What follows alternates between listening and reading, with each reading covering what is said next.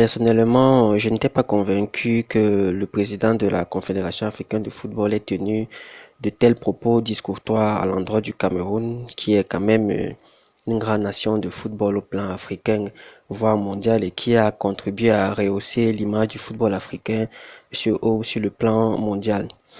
Donc, après vérification, quand ça s'est avéré vrai, j'étais surpris qu'un dirigeant de Sakaru tienne de tels propos et la presse dans son ensemble a généralement mal accueilli cette déclaration.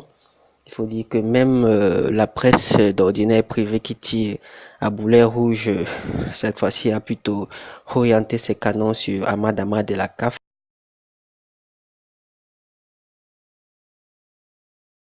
Les autorités camerounaises n'ont jamais envisagé des actions judiciaires pour attaquer la décision du comité exécutif de la CAF de passer de 16 à 24 équipes, parce que c'est une voie qui était suggérée dans l'opinion publique camerounaise qui assimilait cela un peu comme un changement des règles du jeu en cours de match et une façon, sinon, de disqualifier le Cameroun pour l'organisation de la CAN 2019, du moins de mettre le pays en difficulté.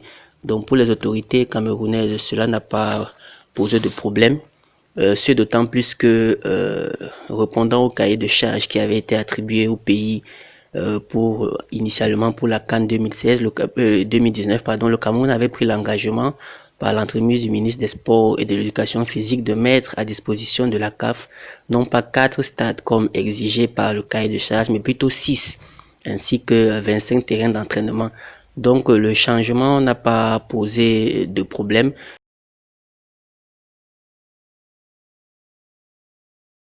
C'est vrai, il y a eu ils ont commencé un peu lentement parce qu'il y a eu des problèmes de mise en route, notamment à cause de certains aléas administratifs. Mais à présent, sur le terrain, les travaux sont en cours d'accélération.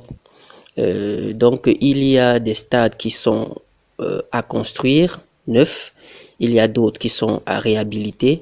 Il y a déjà 3 stades qui sont prêts. Il y a quasiment rien à faire puisque ce sont des sites qui viennent d'être livrés et certains ont même servi pour la CAN féminine 2016 au mois de décembre, en fin d'année. Donc, pour les sites qui sont à construire, il y a un stade à Yaoundé et un stade à Douala. Ils sont construits par l'Italie et la Turquie respectivement.